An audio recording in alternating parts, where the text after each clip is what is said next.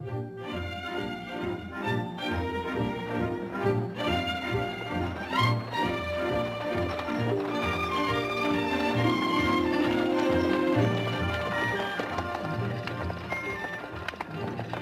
on, Mr. Salazar. Breathe. That's California air. Go east for civilization, Senator. West for air. Something like that.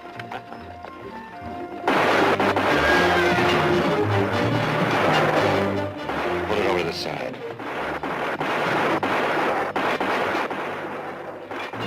Take it easy, Senator. They work for us. They're here to welcome you.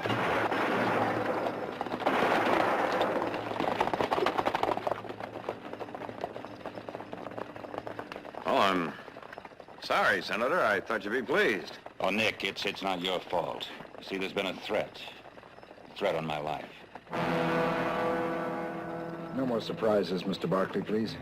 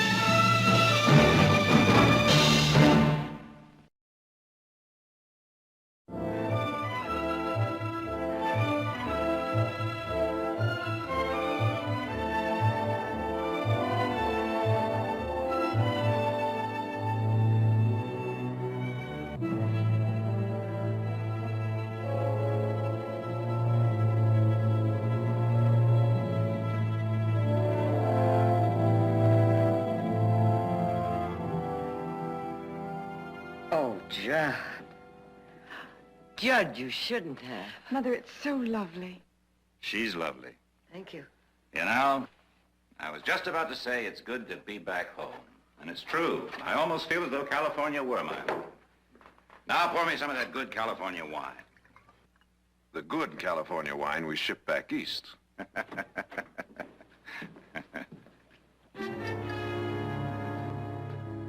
Well, if you'll excuse me, Senator. Senator! Senators live in Washington, D.C. Here it's Judd. I won't even accept a Mr. Rosen. Just Judd. Judd.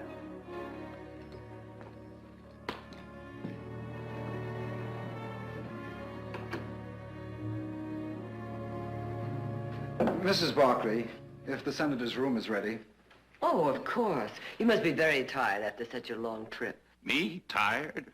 Show me a dragon to slay, a mountain to climb. I'll show you a staircase to climb. Or would you please show the gentleman to his room? Be a pleasure. Thank you. Mr. Salazar, perhaps you'd like to rest before dinner? Perhaps later. May I speak to you for a moment? Yes. That ranch hand who was just here, what's his name? Oh, Walt Tompkins or Thompson or something like that. I'm afraid something like that isn't good enough. I'd appreciate if you'd find out everything you can about him and about every other worker on the ranch. Well, may I ask why? Please understand. A man like the senator, wherever he goes, whatever he does, the nature of his office, his responsibilities goes with him. They follow him. But that isn't all that follows him. Personal enemies, threats against his life. There is right now a threat against the senator's life. And we have reason to believe this time there'll be an attempted assassination. Oh, that's difficult to believe. Judd is so revered, so loved. And hated and feared, like all men in positions of power. Think of his life. A gunman, a town tamer, a lawman, United States Marshal. Think of the men that he has caused to be arrested, the dozens that have died under his guns. It's not so easy being a living legend, is it? I advised him against this trip. He insisted. You're his best friends. He loves you. I think he feels safe with you. I hope and pray he's right, because his life is in your hands.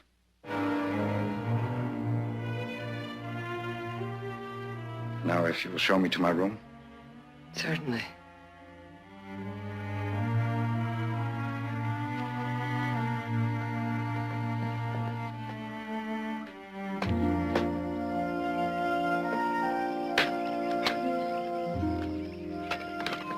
Judd, that's enough. Yes, I guess I'm getting a little carried away. Well, just carry enough to heat the coffee.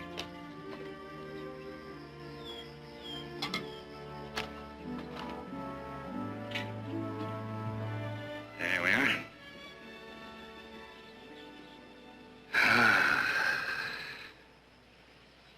You know, for the first time in years, right here, right now, I feel young again. I'm glad I came, Victoria. I'll second that motion. Salazar and some of my advisors tried to talk me out of it, but I wouldn't be talked. No, sir, I had to get right back here, right where it all began. Get a chance to breathe.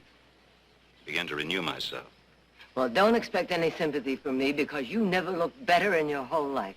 Well, that's good to hear, even if it's not true. 'Tis true. Well, I'd hate to have to ride out after the Manville gang tonight to prove it. Well, thanks to you, there's no Manville gang to ride after tonight or any other night. You thank me. Heaven knows how many. Oh, Judd, be careful.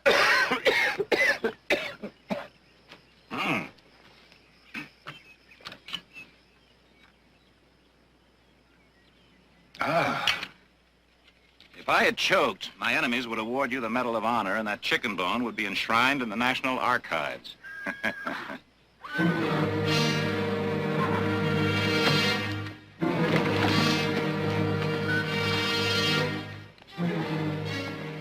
Did you see him? Yes. The same man. Tompkins. Well, I couldn't tell, not from this distance. Same man.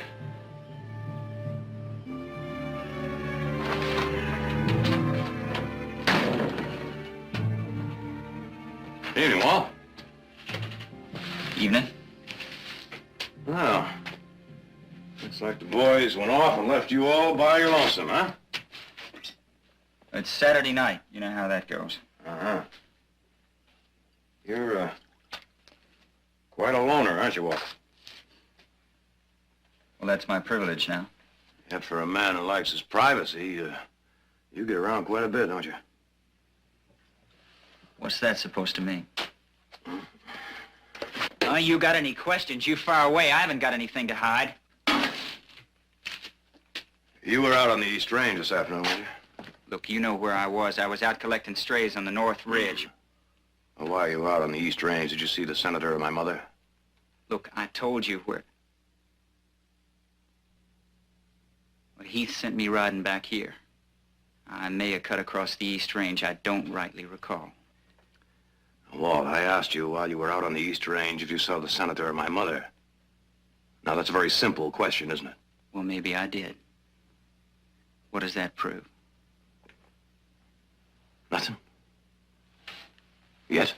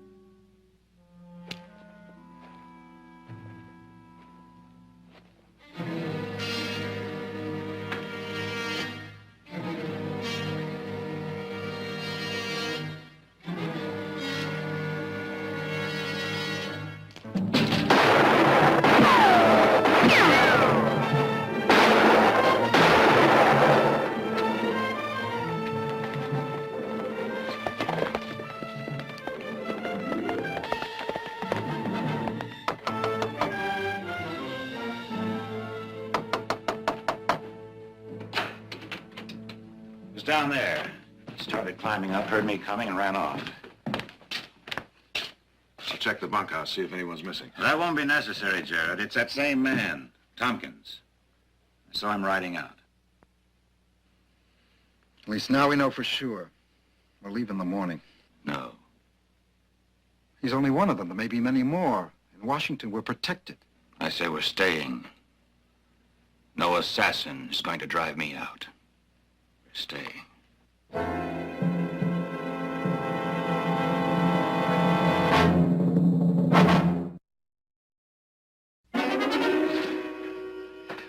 All right. Ride into town. Make yourself a target for every... All right. Go. But at least let me go with you. Nope. I promise you, I won't interfere with your pleasure. Part of my pleasure is to be left alone. Che circo! I heard that. Next time, make it in English, loud and clear. You're stubborn. I don't know what I'm going to do. That's better. Much better. Mr. Barkley, are you going into town? Yeah, need a lift? Thank you. Mr. Senator, it seems like you have a ride into town. Thank you, Salazar. All right, Heath, let's go.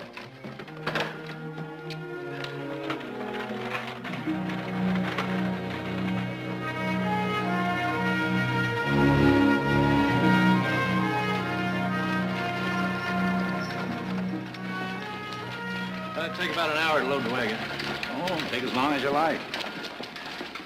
Longer. I'll manage to amuse myself. Yeah.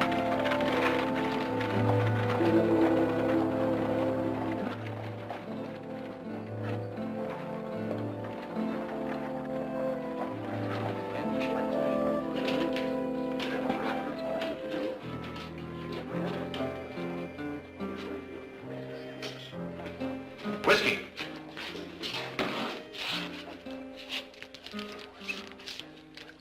Leave the bottle.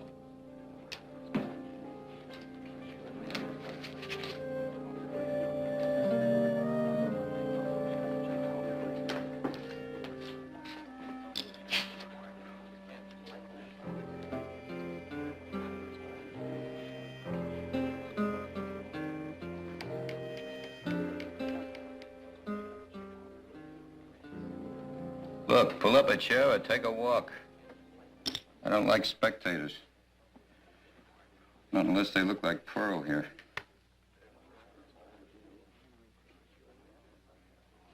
I'll consider that an invitation.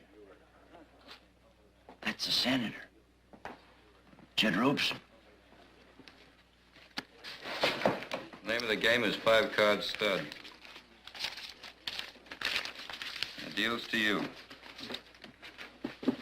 Senator.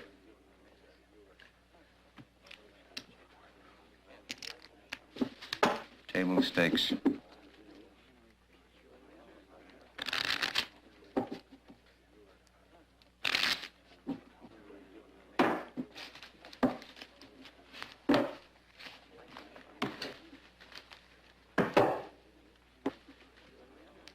Wait till I tell my wife.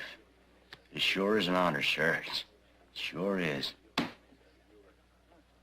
You bet.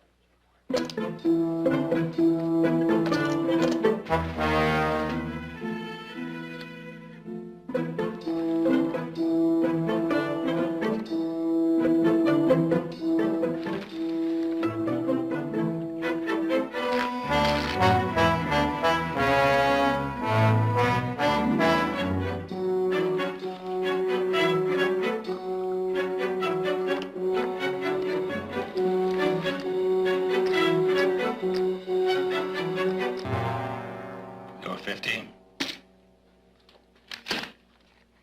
And I raise 100. You've been going for that inside straight all day. Looks like you finally filled it, eh, Senator? Shut up and play!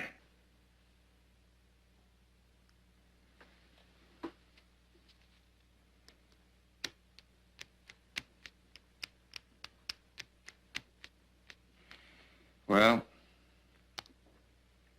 I'll see and raise you 50.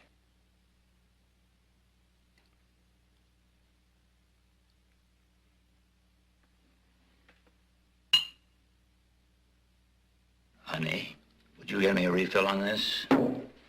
Yes, Senator. Plenty of time, Senator. Plenty of time. You're a little inside straight looking right down the throat of my full house. I know what I'm looking at. Doesn't look like a full house to me. For that matter, that doesn't look like any straight to me. But, we wouldn't try to bluff each other now, would we? Would we? Dude. Dude. You're from the East, aren't you? Are all gamblers from the East called Dude? Look, I'm from Kansas. My name is Frank Keller. It's 50 to you. I know what it is to me.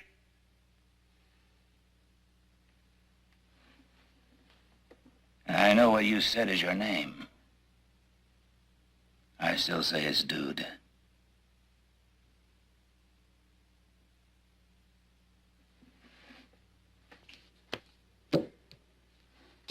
Call.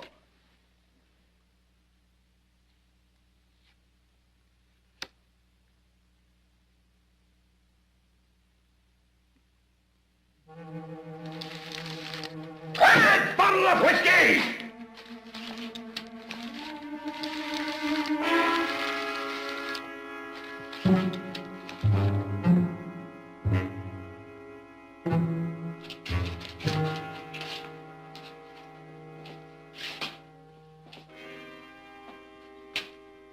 You.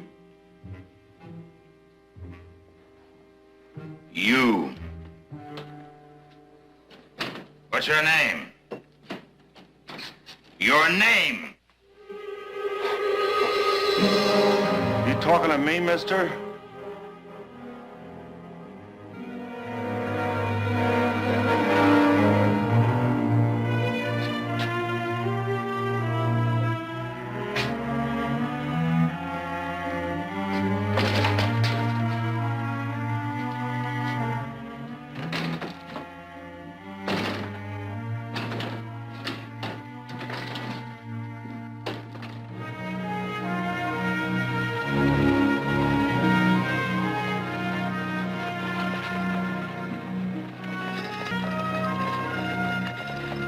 Well, that was quite a display I put on back there.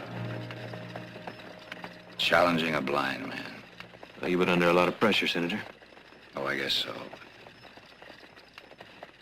Acting like a fool who sees ghosts all around him. Blind man. It was said of Judd Robeson that he could ride out, shoot out, fight out, drink any 6 men north or south of the Mason-Dixon line. I'm not ashamed of what I was, what I did, what I had to do. I'm not ashamed. It's time to put guns aside. There's more important things to do now. I'm a senator. A United States Senator.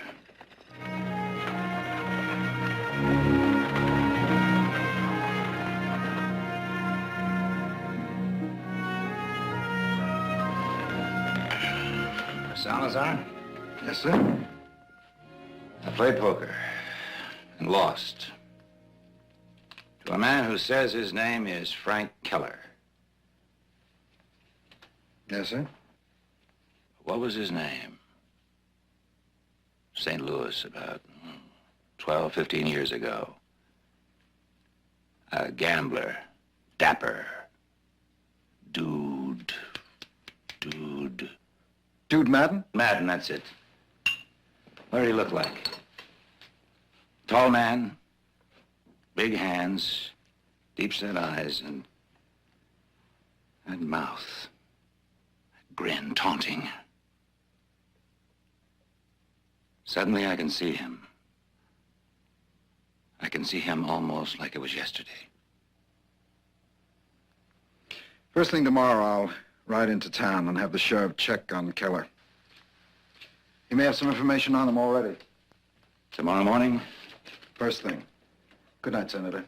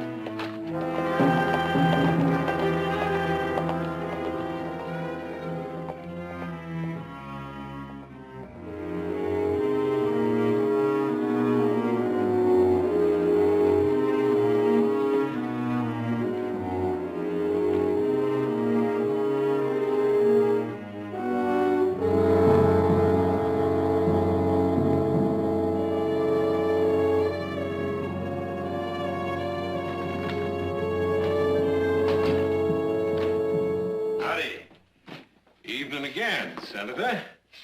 We're about to shut down. Whiskey. Can I buy you a drink, Senator? I'd be proud to. Oh, some other time, thanks. That gentleman I played cards with this afternoon. Keller. Keller, yes, of course, Keller. That's what he calls himself. Plays a pretty good game. At least I think he plays a pretty good game, you know. Well, he's played a hand or two in his time, I'll wager. How long has he been hereabouts? Just a few weeks. Any idea where he lives? The hotel right across the street. You looking to bend another deck with him? Could be. Well, you'll find him ready. You think so? But no so. As a matter of fact, he said, if you want another crack at him, he'll be ready.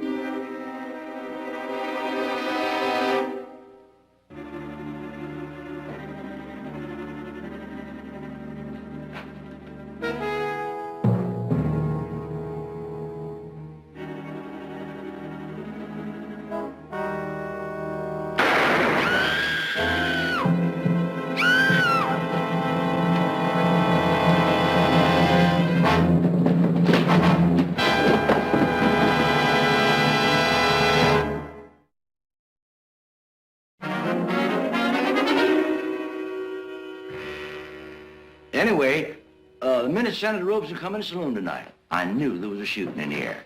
How'd you know that? How'd I know? I'll tell you how come I knowed. Judge Robeson's the fastest gun I ever seen. Maybe the fastest gun of his time. I know because I seen him. I seen him challenged once in Abilene, Kansas. Judd, he tried to buy out, but this punk kid wouldn't let up. And I seen this look come into Judge's eye. And I said to myself, that kid's done talked himself to death. Now, 15, 16 years later, tonight, I seen that same look come into Judge's eye. A few minutes later, Frank Keller was dead. Charlie, did you actually see the shooting? You blamed right I seen it. I come to the top of them steps, took a peek down the corridor. I seen Frank Keller come out of that door into the corridor, had his gun in his hand, carried it. He was cocked, ready to fire. Judge, he had to clear his holster first, take aim and then fire. But he did it, you get it? He did it all before Frank Keller got off a shot. Not one shot. It was the most fantastical thing I ever seen. Oh, he's the best. Best there ever was. And I seen him in action twice. Jared, anything you want to ask him? No, I don't think so, Sheriff. Oh, that'll be all, Charlie. Yeah, thank you. Senator? Miss? Pearl Adams. I work at Marty's saloon, kind of wait tables. I know where you work, miss. Now, what happened tonight as you witnessed it? Well, Frank, I mean, Mr. Keller, he invited me up to his room for a drink. There's nothing wrong in that, is there? No. There's nothing to be nervous about, Miss Adams. I know that. It's just that, well, everything happened so fast. I mean, well, there was a knock on the door, and then Frank went out into the hall. Mr. Hodges said Keller came out of the room gun drawn. Gun drawn? Yes, you said earlier that from the way Frank left the room, you just knew that there was going to be trouble. Now, wasn't that because he was carrying a gun? Is that what he said? That Frank was carrying a gun? I mean, somebody saw Frank carrying a gun? Hmm? Well, then I guess that's the way it was. I mean, I was scared. Oh, I was just so scared. One minute we were just sitting there, and the next he was lying out there in the hall. I was just so scared. I think we understand. Thank you. You can go now, Miss Adams.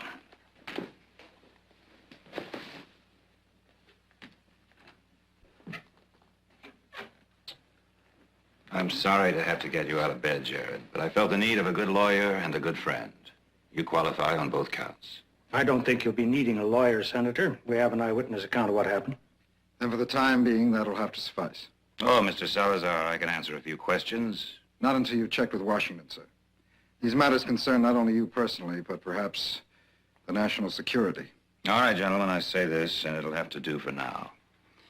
Unless Washington absolutely forbids it, there will be a public inquest. Oh, I'm sure that won't be necessary, Senator. I insist on it. After all, my office does not give me the prerogative to go out and shoot people and sweep the facts and the body under a carpet as if neither were of any import. A human being is dead. The American people are entitled to know why. Well, I don't think the sheriff had any intention of sweeping anything under the carpet, Judd. Very well, we're in complete agreement. Right now, and this will be strictly between us gentlemen, I can say with reasonable certainty that Mr. Keller, not his right name, incidentally, was acting for certain people who are opposed to legislation I have recently introduced. You're saying, then, that he was a paid assassin? That's what I'm saying. And in a day or two, I'll be able to prove it.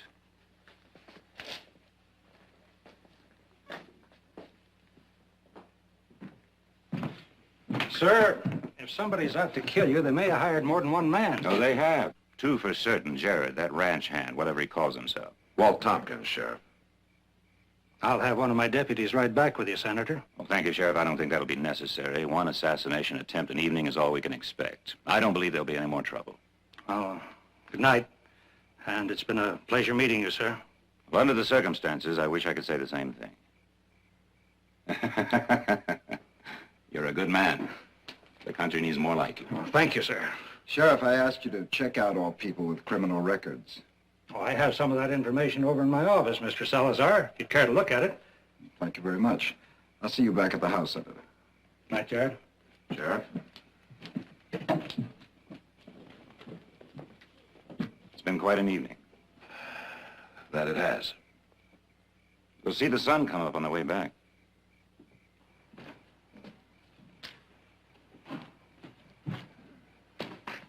The whole thing seems so incredible, doesn't it, Judd? I know it sounds incredible, but in big business, politics, millions of dollars at stake, human lives at stake, wars hanging in the balance, to hire a man to kill a senator is child's play.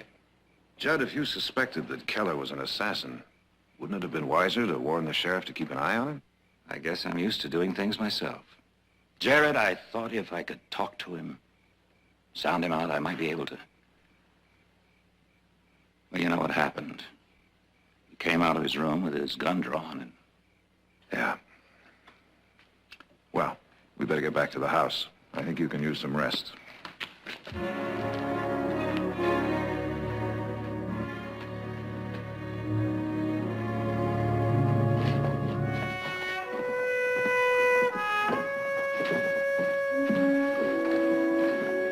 Miss.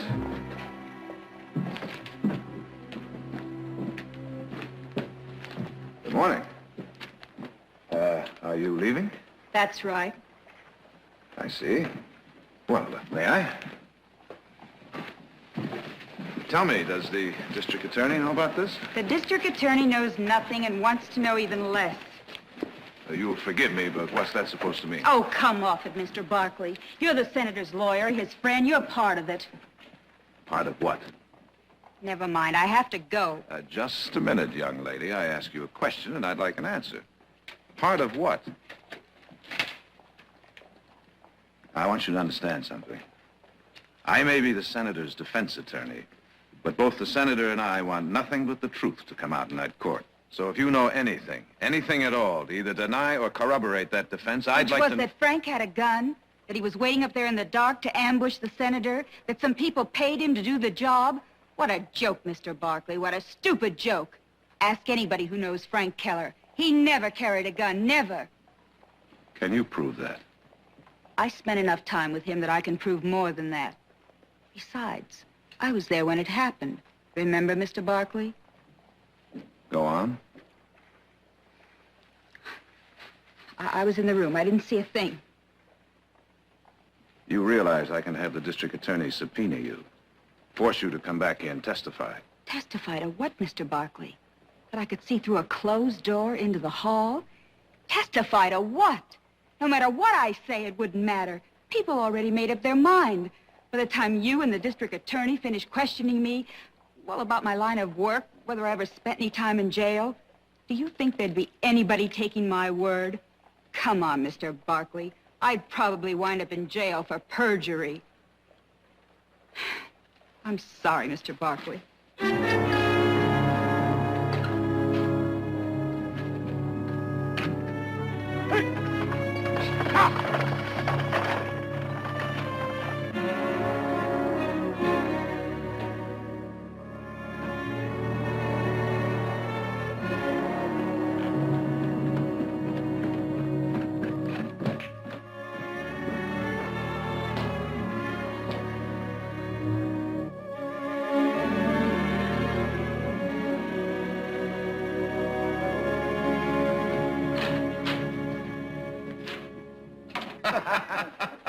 Well, you know the whole story, Counselor. In fact, by now, everyone in the entire state knows the whole story. Kind of makes you feel good, doesn't it, Hodges? Getting your name in the newspaper?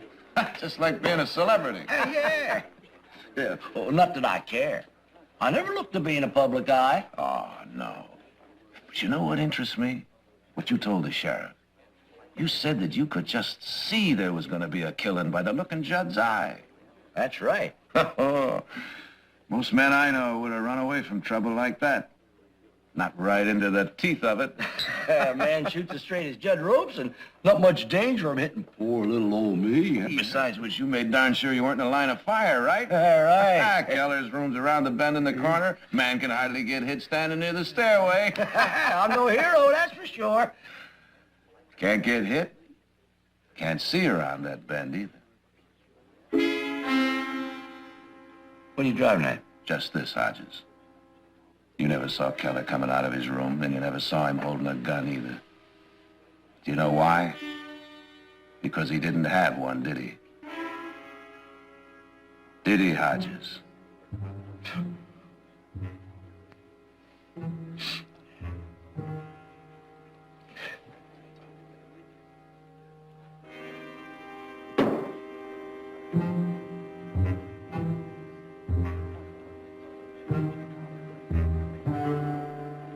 I promise you a complete investigation of the mineral rights in this area will be undertaken. That's fine. Close it off with a farm ending. Thank you for your interest in better government, etc., etc. Oh. Sorry, Jared, but some of these letters have to be taken care of.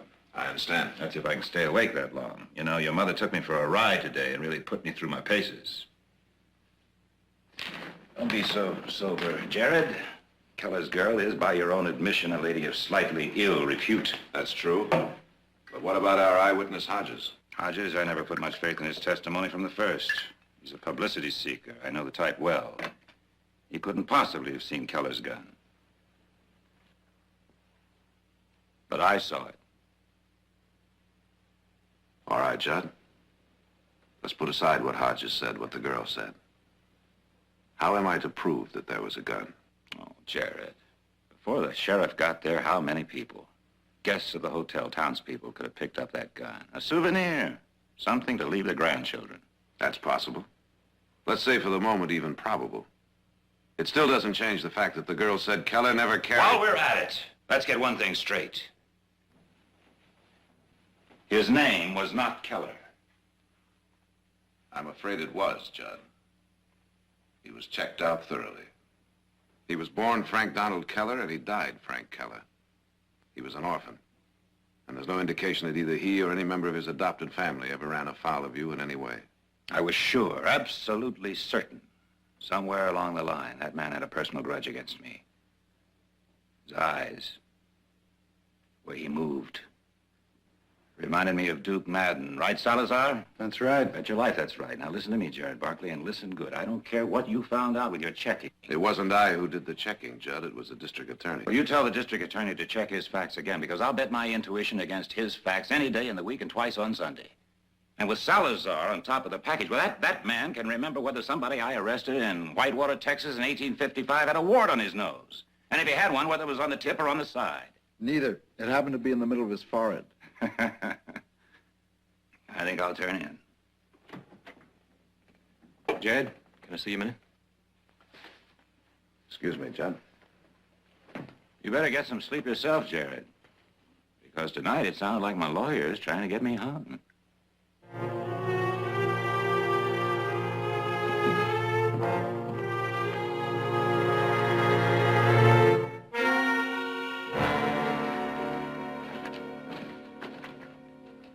What'd you send for him for?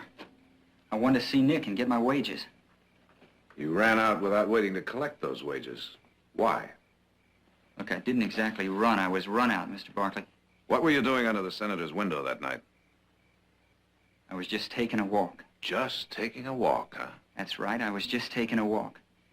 Look, ask any man in a bunkhouse. For a fact, I don't sleep good. I never have. So once, maybe twice a night, I get up and walk around a bit. You walk around, all right.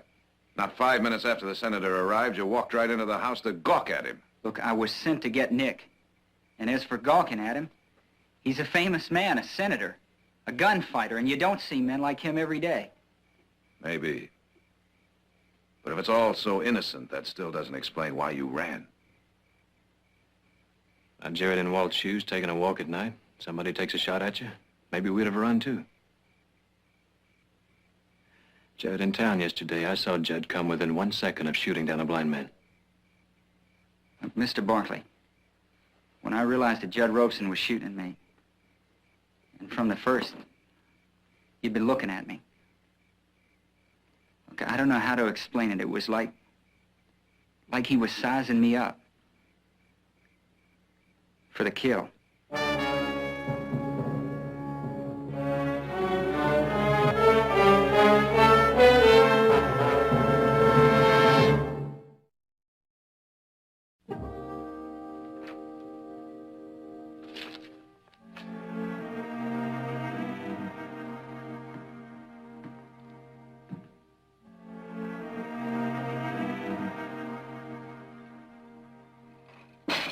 I thought you'd like some coffee.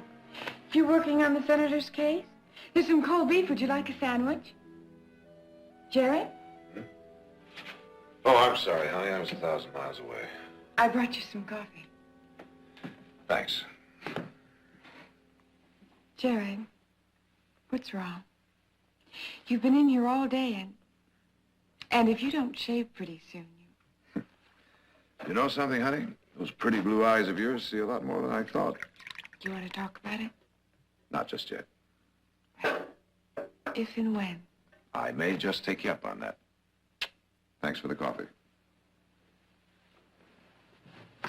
Good evening. Excuse me. I hope I'm not disturbing you. Not a bit. Care for some coffee? Thank you. A drink? A drop or two of sherry, if you have it. I think that can be arranged. I hope you haven't been laboring over the impending inquest. As a matter of fact, I was just preparing some notes. Purely academic, but what sort of a case were you preparing? Why academic? The senator, that is, received a telegram from Washington this afternoon.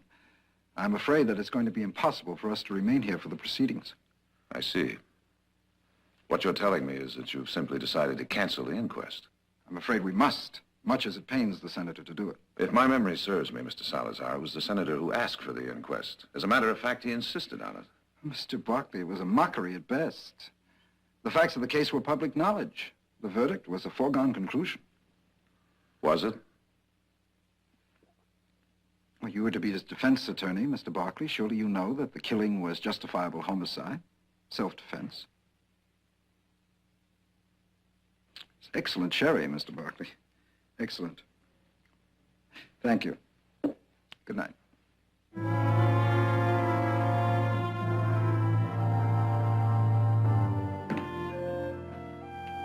Well, you're down early. I'm riding into town to see the district attorney.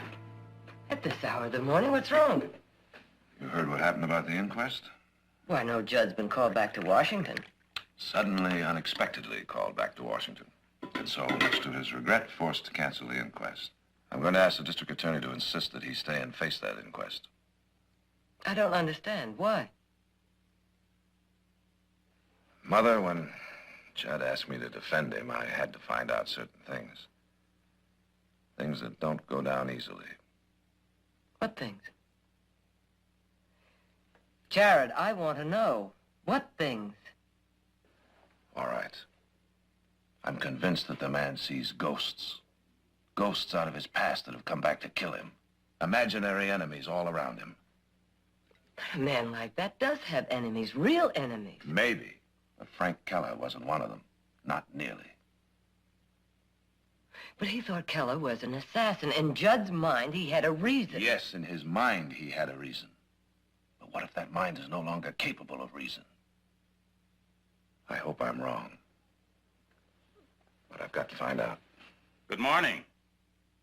Good morning. My, that coffee smells good. Ah, Jerry, just the man I want to see.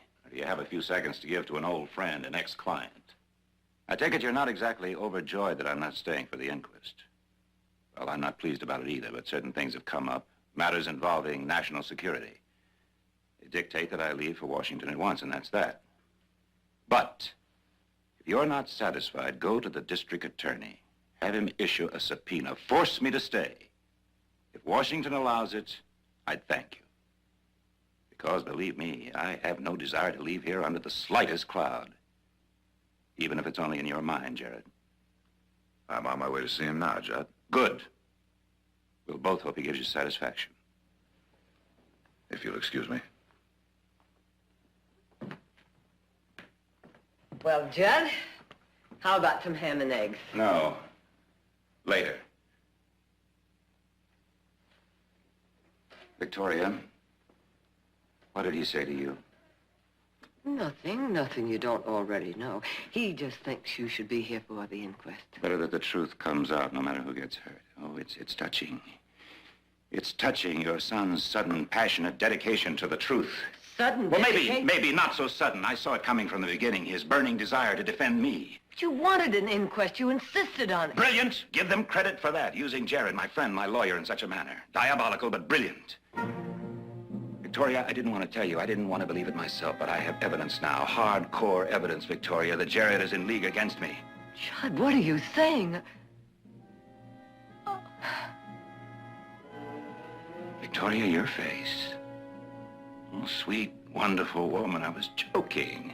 I was joking. Well, now that's settled. You know, I can almost smell that good fresh air in here. That's what I'm going to miss most when I get back to Washington, almost as much as all of you. Maybe a good hard ride. Fill these old lungs. You, have my ham and eggs waiting for me, will you?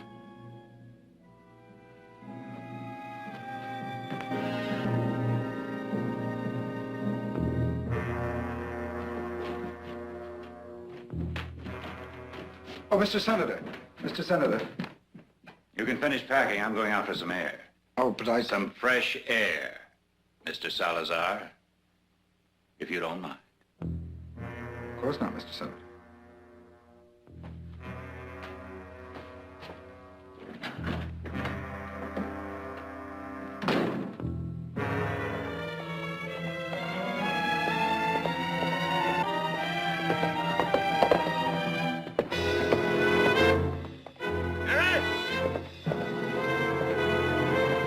Jared!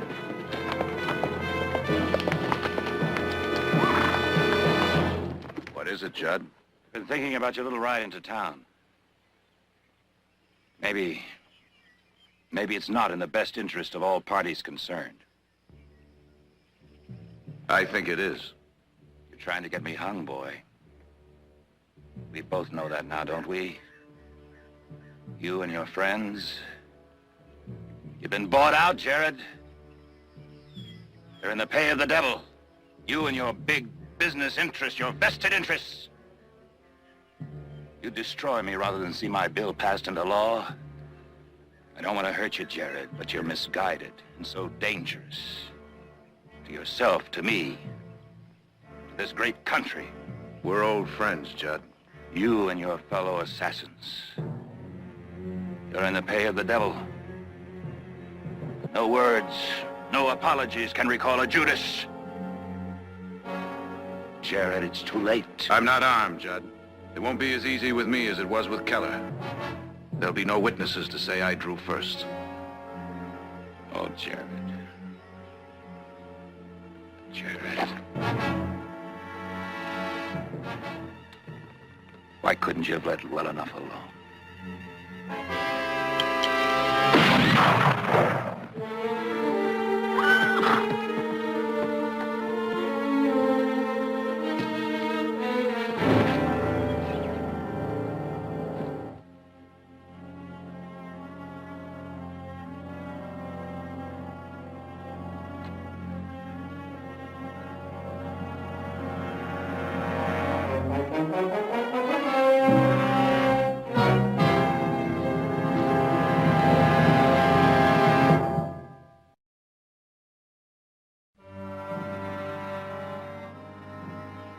I swear to you, I never believed it would come to this.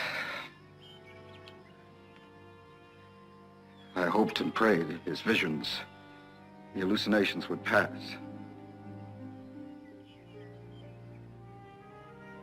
He was a great man. How does one believe that such a man has fallen? It wasn't easy for me watching him disintegrate before my eyes.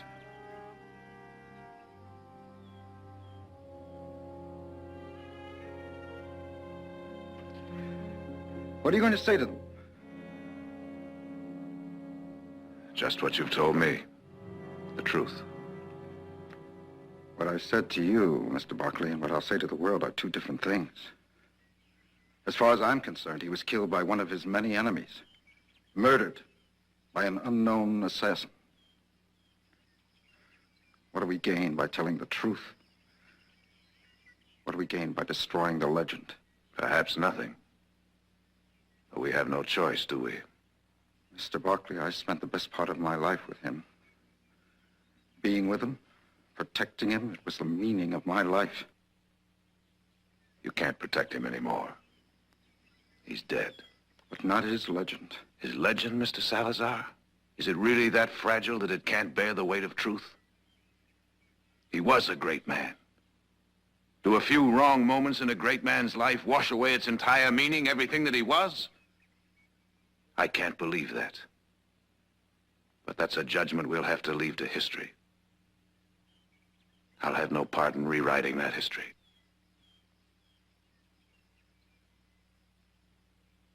You've already paid far too high a price to hide the truth.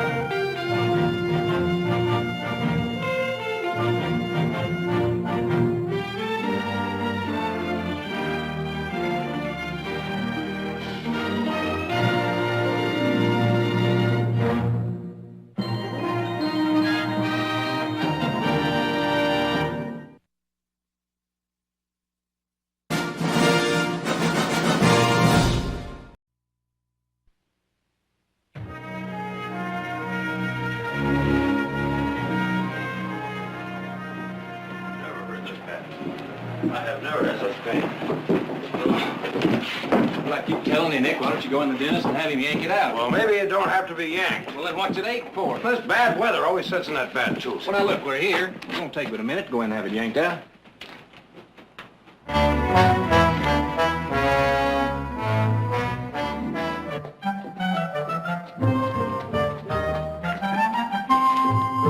Now, where are you going?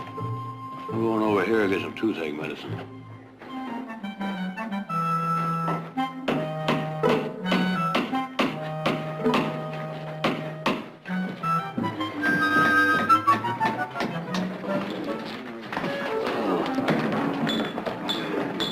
Give me a whiskey.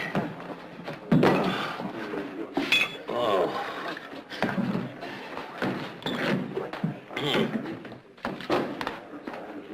Oh. I'll have a beer. I ain't got a toothache. You all have the same? How's it feel? Well, now that the whiskey's got it numb, won't you go have it yanked? You won't feel a thing. Yeah, you gentlemen look in the prime of life and physical fortitude. Now, how'd you like to earn an easy $5? Doing what? Practicing the manly art of self-defense. Test your strength, improve your skill. Jack Kilbane versus Sam Driscoll, the Boston Terrier. There. Which one are you? Well, me neither. Terence O'Rafferty, manager and trainer of Jack Kilbane, who once stepped into the ring with the immortal John L. Sullivan. Really? Yes, gents. The fight of the century, sponsored by the Stockton Club at $50 a ticket. Jack Kilbane versus Sam Driscoll, bare-knuckle fight to the finish. Oh, it'll be the biggest private boxing match ever held west of the Mississippi.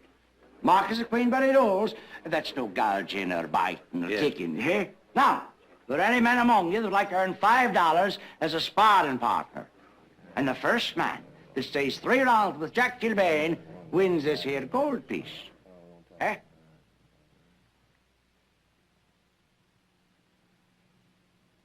Oh, now, surely there must be some among you that have done some fighting. You can't all be lacking in the qualities of manhood. There you go, Nick. You get your tooth knocked out, earn $5, and save a trip to the dentist. Heath, when are you going to learn you're not funny? Hey, talks. And I thought your friend was deep and dumb. Give me another shot. How about that, Nick Barkley? You're always stomping and throwing your weight around. Now, why don't you mind your own business, Jonas? You just happen to be a little bit sore because I fired you off the ranch. Well, I do the same thing again if I ever see you put a club to a horse, and don't you ever forget it. Ooh. Now, here's a man offering you a fight. How about it?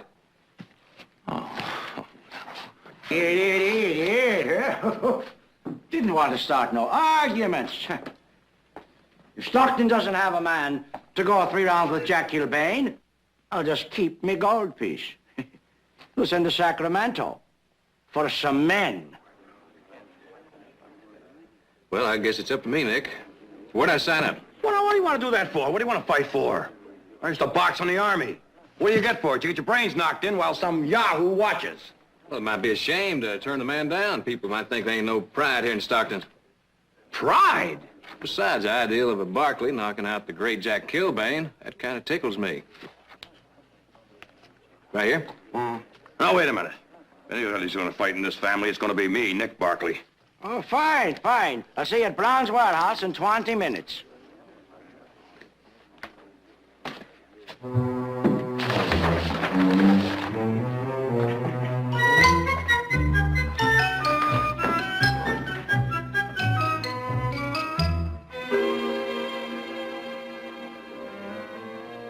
It's gone.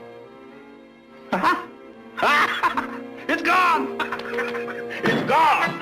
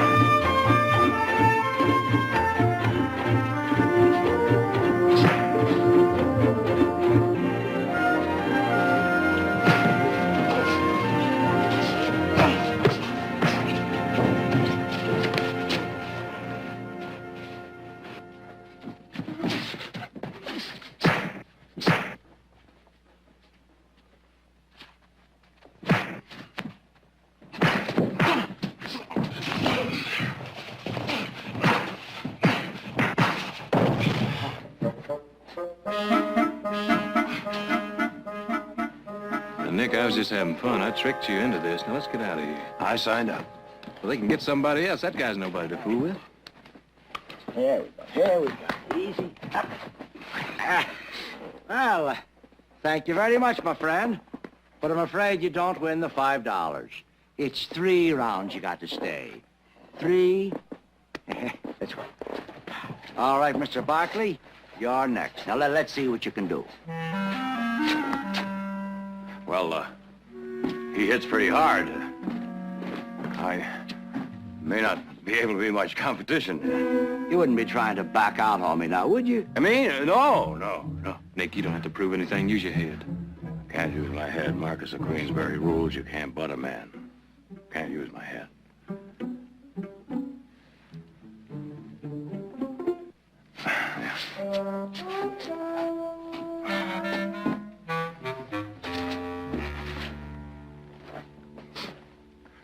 Jack Kilbane. Nick Barkley. It's my brother Heath Barkley. Mr. Rafferty, you met Heath. You ever fight before? Me? No, well, just Army tournament stuff, nothing too much. Hey, mister, I'd like you to try to box Jack. Yes. Make a move at you. Yeah. Now, don't be trying to take him out with one punch. Oh, no. Oh, that way you may last a few rounds, eh? Right. Now, Jack, I'd like you to move around a bit. Hold up on a punch. Make it last a little while. Yeah, sharpen up your timing. You need it, eh? Oh, yeah.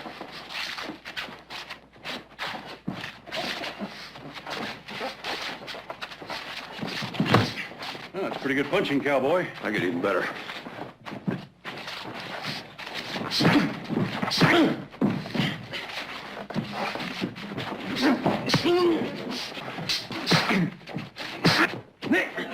Nick, that's enough.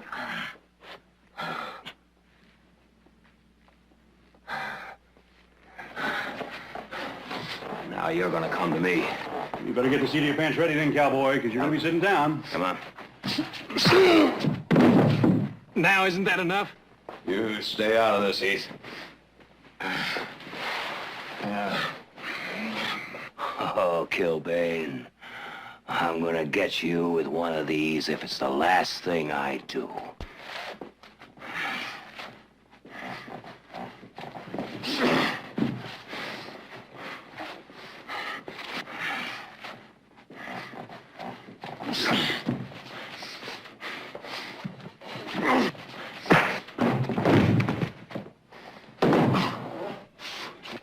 Well, you going to be next, cowboy? No, thanks. Rafferty, I've had it for one day. I think I've had plenty. I don't know about you.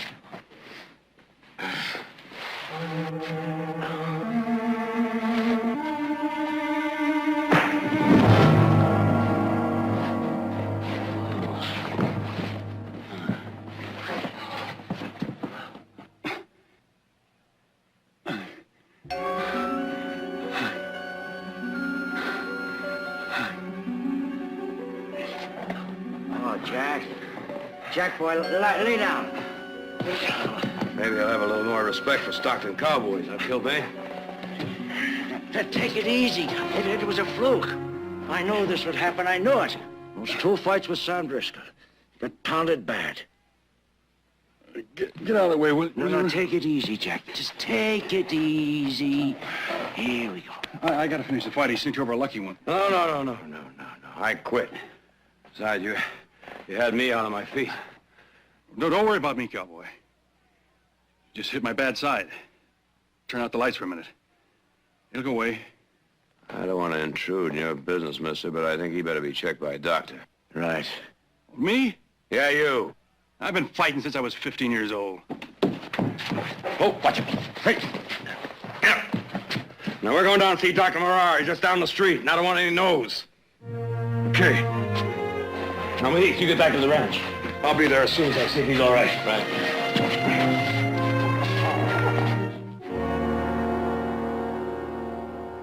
Doc, I tell you, I can see as good as anything. Oh, well, you just quiet down, stop arguing. Now, follow my hand with your eyes. No, don't move your head.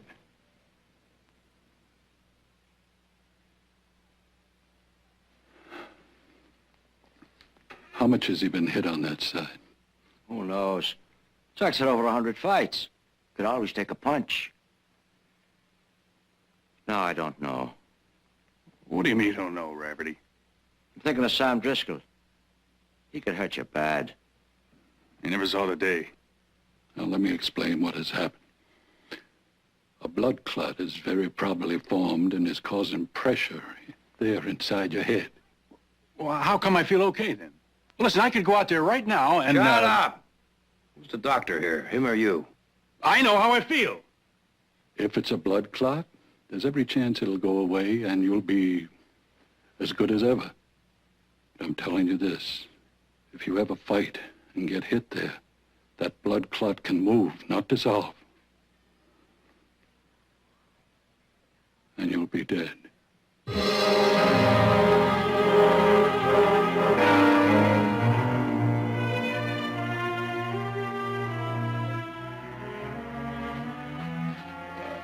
How do you know? Can you see inside my head? No, Mr. Kilbane, I can't. But I know something about concussion. We'll cancel the fight. Cancel a fight? After I put up the guarantee, every red cent I've got. Jack, it makes no difference. You've got to quit now, right now. Shut up, Rafferty. Quit talking like an old lady. There's a man in San Francisco who knows more about these concussions. Get him. Oh, wait a minute. I got no money to pay for any doctor from San Francisco. I'll pay for it. Get him. And a pig's eye you will. I pay my own bills. Now, get out of the way. Jack, you've got to listen. Look, I know we're broke, but quitting's better than putting your life on the line. Think of marrying Johnny. I'm fighting Sam Driscoll. And you're fighting him alone. I'm taking the next train back to New York. I'll have no part of you getting yourself killed. Okay, Rafferty. Go ahead. Go ahead. Go walk out on me. I don't need you.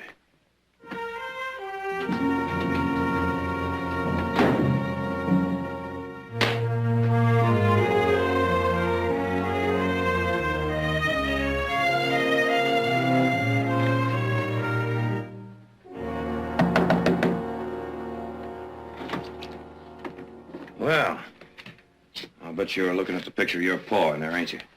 Yeah. Is he in?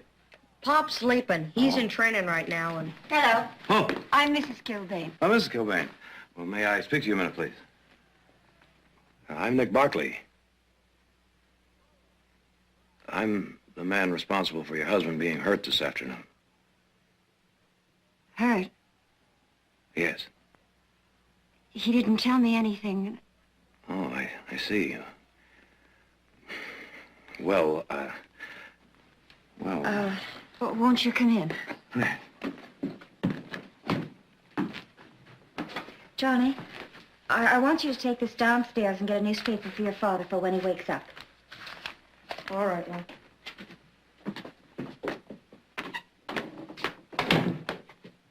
Well, where was he hurt? in the left-hand side of his head, where Driscoll hit him before. Doctor says if he fights again, well, he could be hurt pretty badly. Oh, dear God. Well, you've got to make him quit. And if you're worried about the guarantee money you put up, there is a way of getting that back, you know. My brother's a lawyer, and... I'm not looking for a lawyer, mister. Well, the doctor said you're in no condition to fight. I'm in good enough condition to throw you out of that window. Now get out of here. Jack, honey, you didn't tell me anything about getting hurt. If a doctor told you to quit, then what? Mary, since we're talking over family business in front of strangers, I'll make you a promise. After I beat Driscoll, I'll quit. Now, you can put Johnny in school like you wanted to, and we'll settle down. But don't ask me to cancel this fight. Now, what good is that going to do if what the doctor says is true, and you get killed? I've had over 140 fights. Nobody's killed me yet. And one lousy punch almost did it today, and it was my lousy punch. And I don't happen to like that. Well, what do you want me to do, crawl on my belly? Ask her brother for a job at his saloon tending bar? You seem to be more worried about yourself and your wife and your son. You take on a lot of nerve, cowboy. Just because you landed one lucky punch. All right. All right. Will you take a job? That is, if you're not afraid of work. Jack, listen to him, please. We got an empty house on the ranch. You can live there and earn a very decent wage. Oh, I'm not a ranch hand. Well, at least take it until you decide. You don't have to give up anything. You can go on training. Now, ranch work is the greatest builder in the world. Keep you really in shape. Jack, please. If you want to give it up later, you can. Go back to what you want to do. You can go back to fighting. But give it a try. Hi, Pop. I brought you the paper. Say, you ought to hear all the people in town talking about you. The way you fought Sailor Haggerty and Sullivan and... What are they expecting, huh? Ma'am?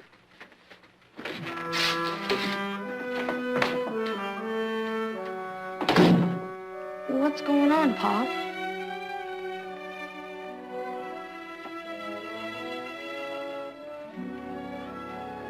Well, we're gonna go live on a ranch for a while, son.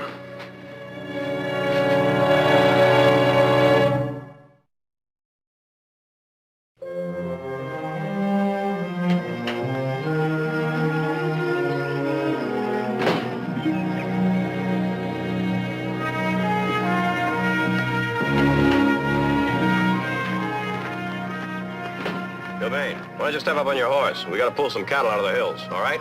All right. Kilbane. Kilbane. Kilbane. You might have a little more luck if you try the other side here. This side over here. Oh.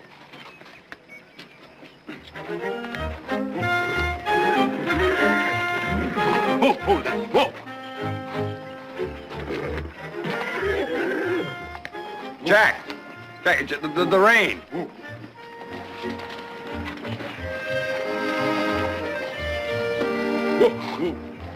Jack, wait a minute. Hold it. Wait a minute. I'll give your horse to Hank here. Let him put him up. You go on over to the blacksmith shop, see if he needs some help. I think he does. All right? Right over there.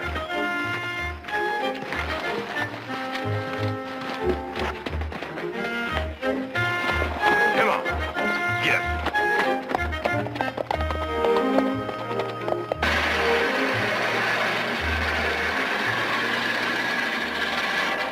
Did you ever shoe a horse? Well, you can't say I have. There's nothing to it. Tell you what, take this and clean the hoof off and get it ready for trim.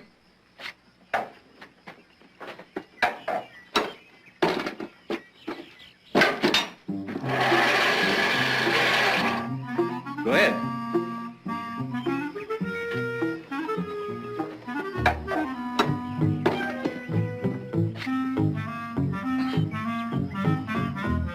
Turn around the other way and then tap him behind the leg. He'll lift it.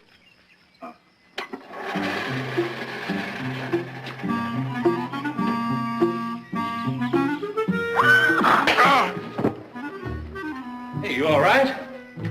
Yeah, I'm fine. Next time I may tap him on the nose.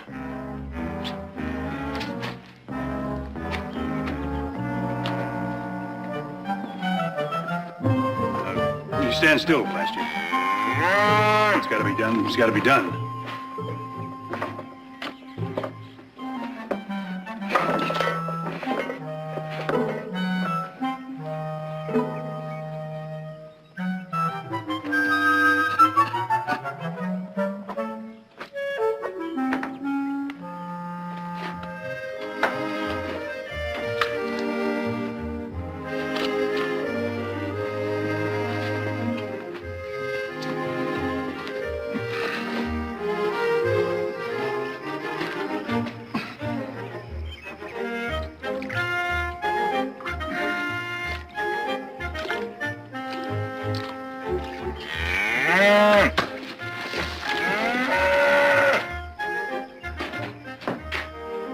I'm sorry, Jack. I should have told you you have to hobble a cow before you milk her. Well, I'm not a milkmaid, Nick Barkley, nor a farmhand. I'm a fighter. No, wait a minute. There's no reason to get upset. Cows are like some fighters, you know. You gotta outwit them. Now, you're not gonna let a cow beat Jack Kilbane, now, are you? Not without a good fight.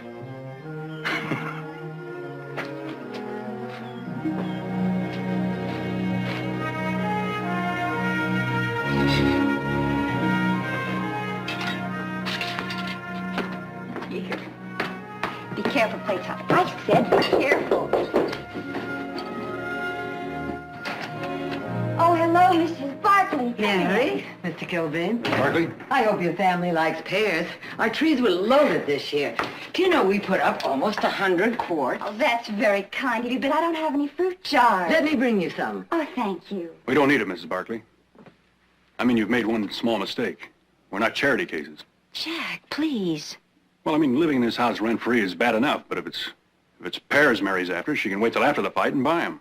Oh, Mr. Kilbane, you don't understand what neighbors mean to each other and what they do for each other in this part of the country, but perhaps you haven't lived out here long enough. Mrs. Barkley, everything my family owns, I earned with ease. I don't owe anybody anything, and I've never taken any handouts. And I'm not about to change. Well, I'm sorry if I offended you. Mary?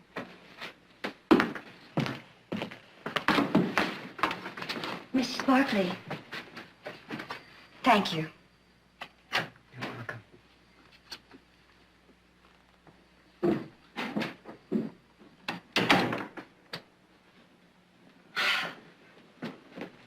Jack, how can you be so bullheaded?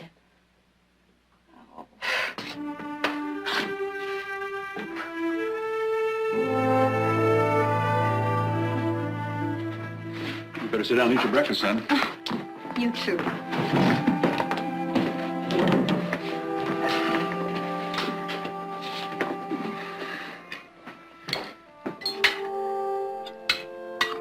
You're not going to grow if you don't eat.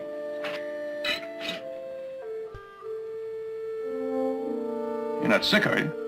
Johnny? What's the matter with you? Pop, how come you hang around here doing ranch work?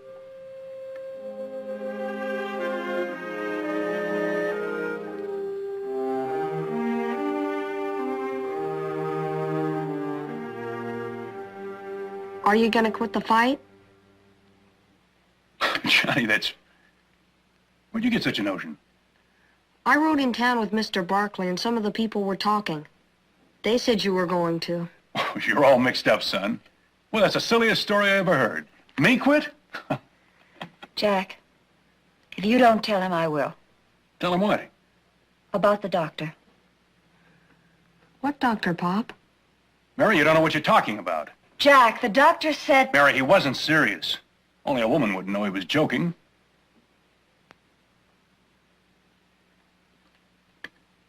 Pop? Is there something wrong? Oh, no. The doctor said something about my head, but he was kidding. As a matter of fact, I'm in such good shape, he was going to put a bet on me himself. Now, you eat your breakfast.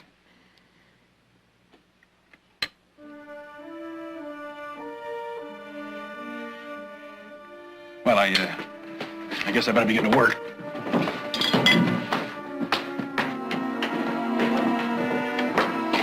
Jack, you're lying. To Johnny, to me, to yourself. Mary, there's absolutely nothing wrong with me. Jack, is that the truth?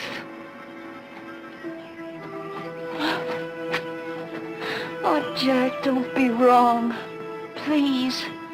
Oh, please don't be wrong.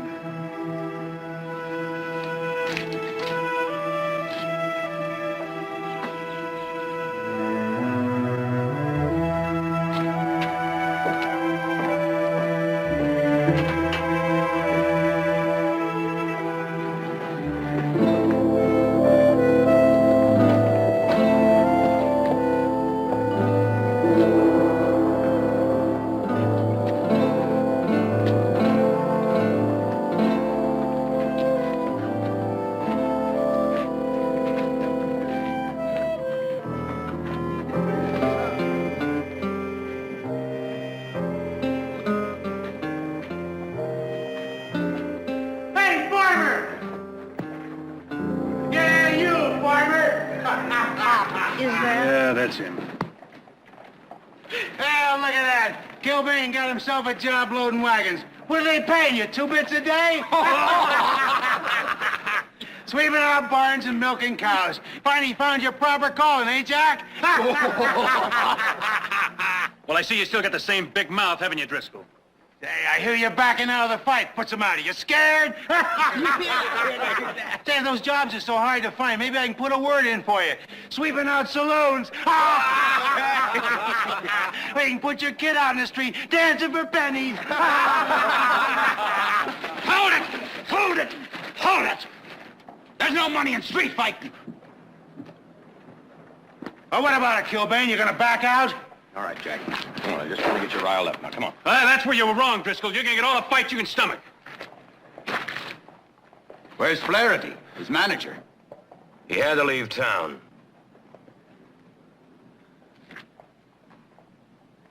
Come on, everybody! The drinks are on me!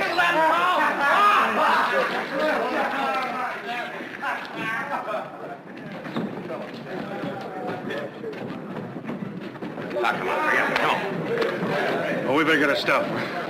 We're gonna be moving back into town. We got a lot of training to do.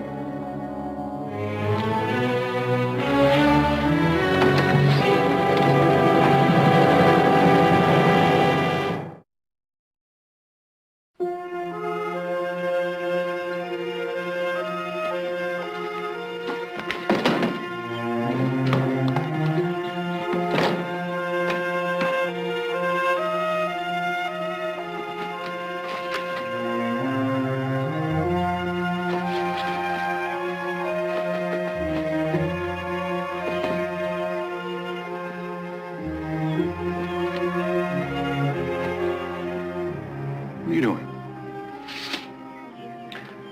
What would you do if a man called you a liar? Try me and find out. You're a liar. You said you weren't hurt. Yet you didn't see the handle of this fork. Matter of fact, you can't see anything from that side now, can you? Get out of here with your tricks, will you? I got a fight to train for.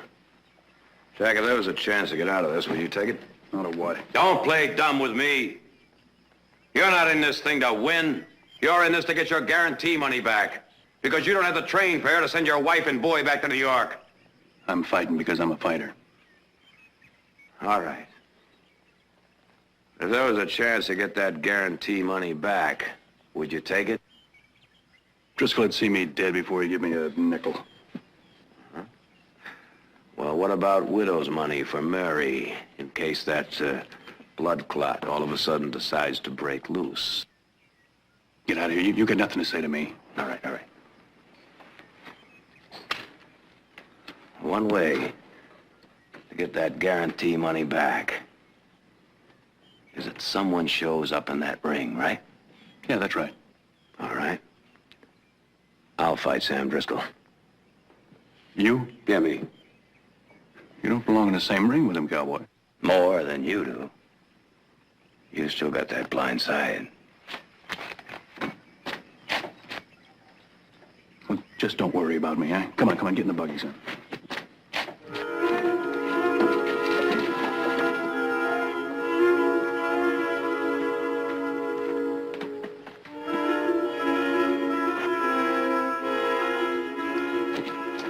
Jack, why don't you stay here and train? We can fix up a little place in the barn.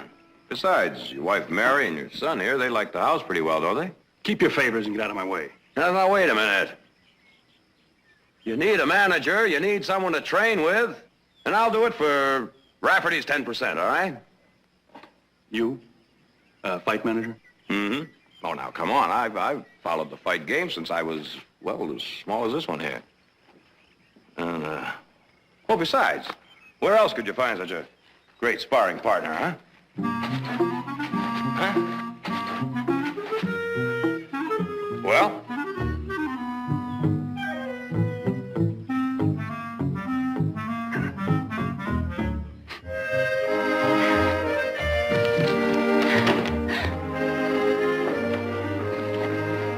There you go, son.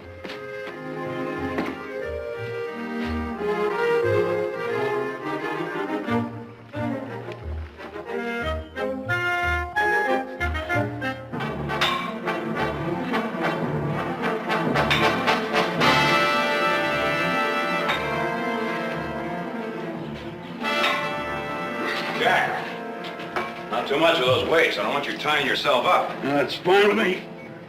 Soak your hands in salt water? Yeah, Brian, you think enough to pickle a hog. One split knuckle will be the end of it, you know.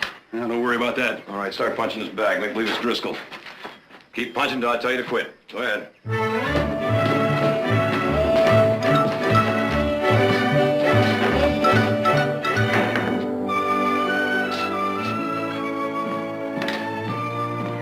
Want a break, stranger? Yeah, I'll break. Never thought we'd be going out of the ranching business, did you, Heath? You lose a good foreman, things are bound to go right downhill. I mean, like if he gets interested in other things so that the South Pasture well doesn't get dug out and the busted fencing stays busted? Yeah.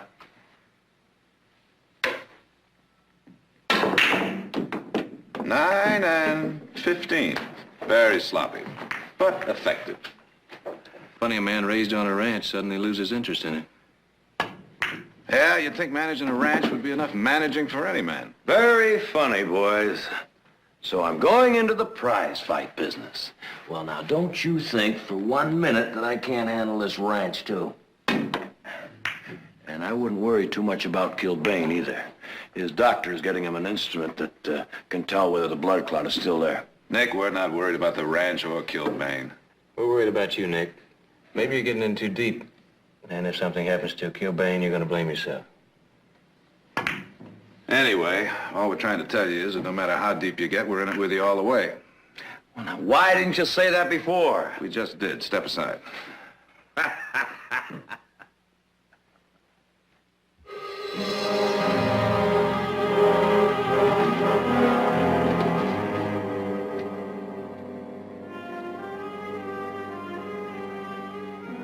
Jack.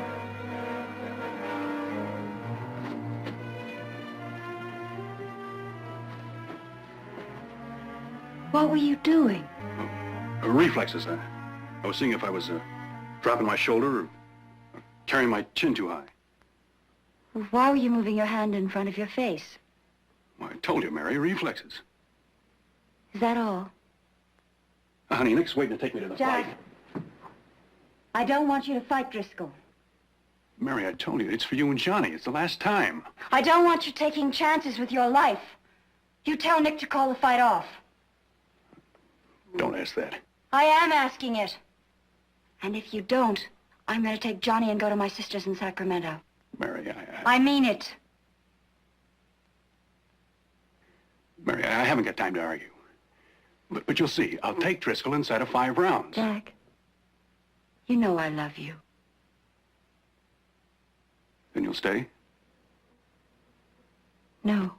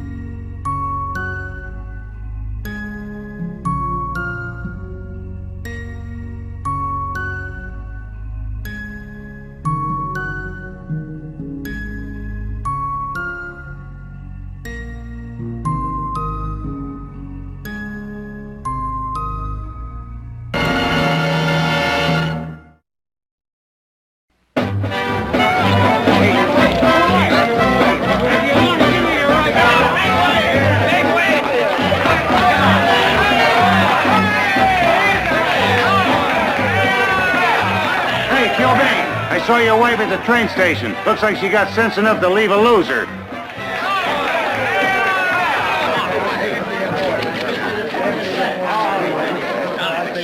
All right, Ben, come to the center. Kilbane, you've got an injury. There'll be no contest, no fight, and all bets off. Looks much worse than it is. Come on, let's go. What are you trying to do, back out, Kilbane? Just watch me. Let's take a look. Said it's all right. Come on, let's go. Well, all right. You fellas know the rules of ever boxing in this country. I want a good, honest, clean fight. I want no gouging in the eyes, no butting with the head, and no blows beneath the belt line. Any questions? Yeah, he fouled me in Tonopah, Nevada. You gonna watch that? Anyone commits a foul shall be disqualified and the purse will be forfeited. Now shake hands, go back to your corners. When the bell rings, come out fighting. Don't try to make any false claims on me. Gentlemen, this contest is scheduled for 25 3-minute rounds and 1-minute rest periods. Under the Marquis of Queensby rules, introducing in this corner, Jack Kilbane. And his opponent, Sam Driscoll.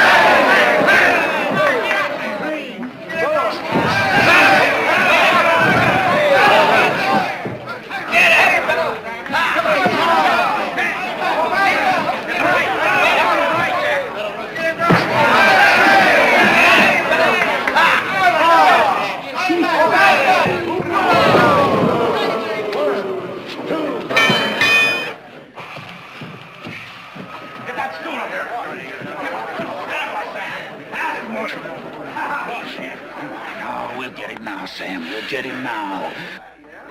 Jack, it's all over. His manager's gonna realize what that right did to you. You hear me? Do you understand me, Jack? It's all over. His head.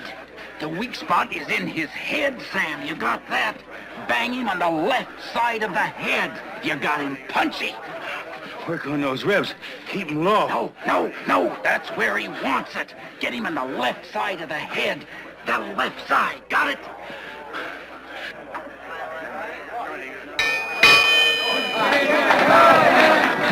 I'm throwing in the towel.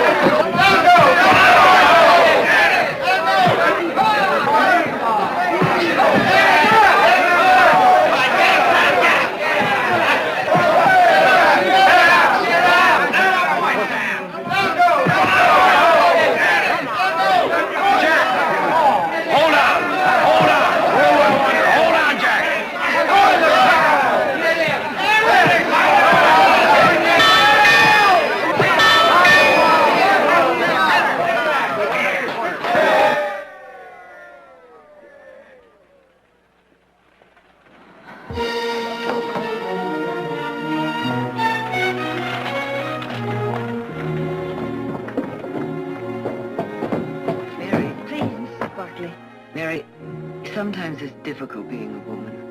We don't always know what goes on inside a man, what he thinks, what he needs. To get himself killed, is that what he needs? He'll be dead, and for no other reason than his stubborn pride. Well, what would you do, Mrs. Barkley? I don't know. I don't know if I'd act any different. I just don't know. But I think it's wrong. You see, Mary, if you take away a man's pride, he might as well be dead. Your place is with him, Mary, no matter what.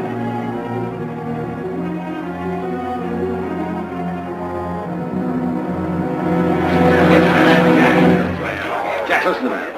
Every time he throws a right at your blind side, he tips it. He steps out and back with his right foot. Now, Heath and I will tell you when to throw your right, because we'll see it coming. All right, now. When we say now, you step back and let go with the right. You got that now? Have you got it? You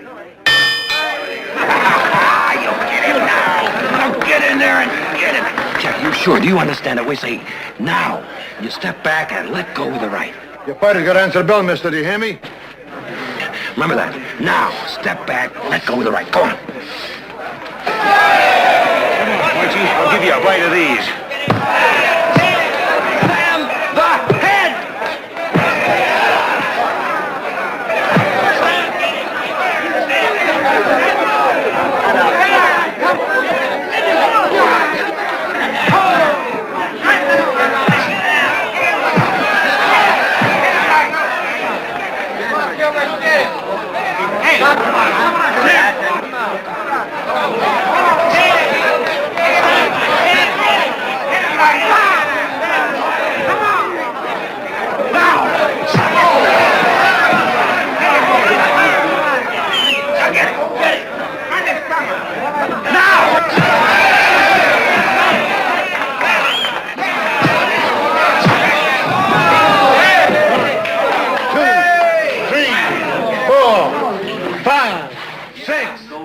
Sam, the head!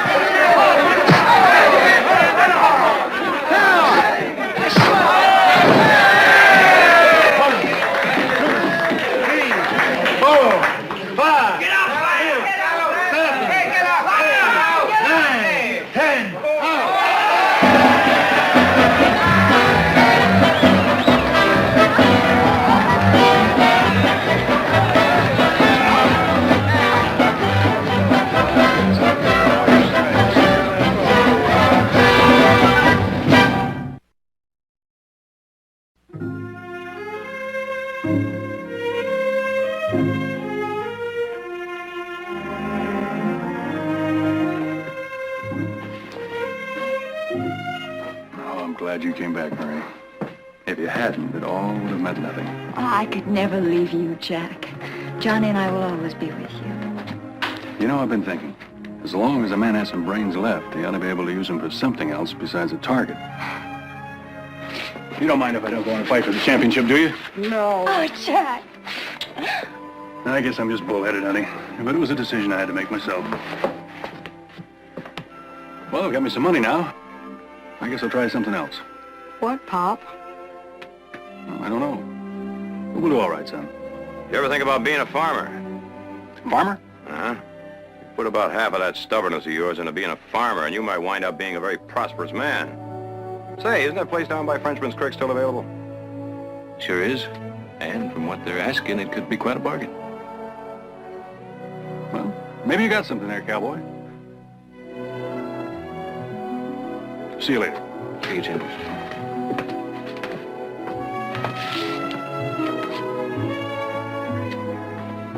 Oh. Oh, no. Oh, not that tooth again. Oh. Come on, I'll buy you a beer. Whiskey. Oh.